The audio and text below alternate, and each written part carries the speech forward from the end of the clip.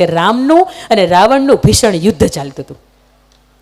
એની અંદર પ્રભુ શ્રી રામે ખૂબ મહેનત કરી કે એમને બાણ મારું અને રાવણ છે એ ઢોળાઈ જાય, પણ રાવણ પડે નહીં. એક માથું કપાય બીજું ઉગે, બીજું કપાય ત્રીજું ઉગે. અદ્રશ્ય માયાવી શક્તિ હતી.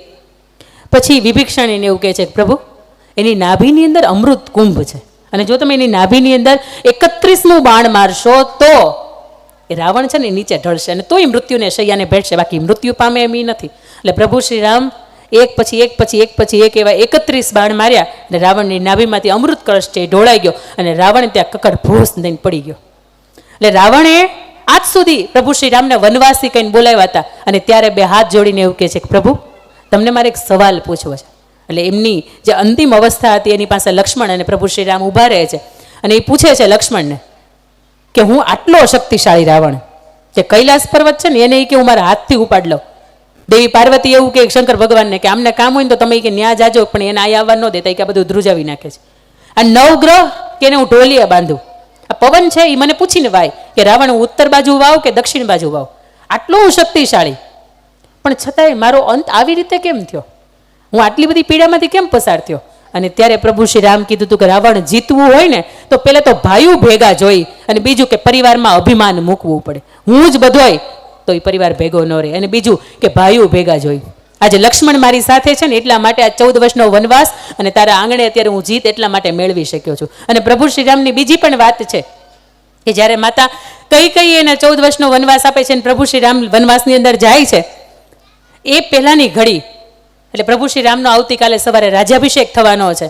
વશિષ્ઠ ઋષિ એમના કંકુ તિલકનું અક્ષતનું ચંદન કરવાના છે, અને રાજગાદી છે એ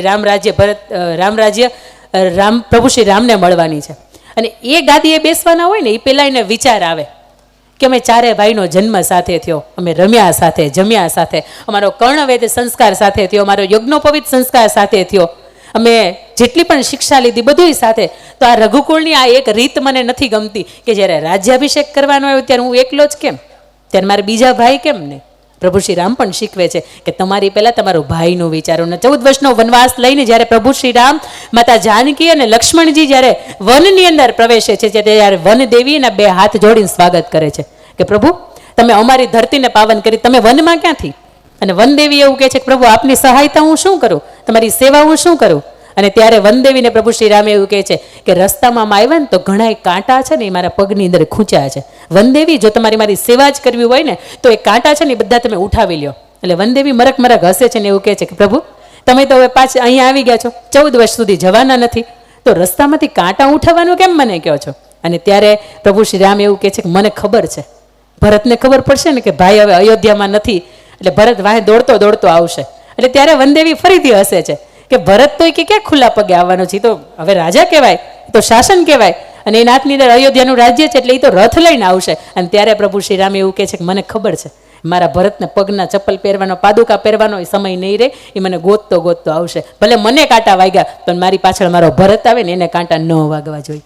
આવો સાહેબ આવો આદર્શ રામ પાસેથી આપણે આવું શીખી શકીએ. સનાતન ધર્મની જ્યારે આપણે વાતો કરી રહ્યા હોય એનો પ્રચાર કરતા હોય ત્યારે આદર્શ રામ જેવા ભાઈ બનીએ.